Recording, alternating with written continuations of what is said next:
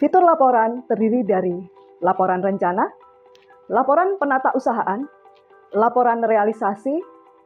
Untuk dokumen laporan akan dihasilkan secara otomatis apabila proses input telah selesai dilakukan dan telah disetujui oleh kepala madrasah.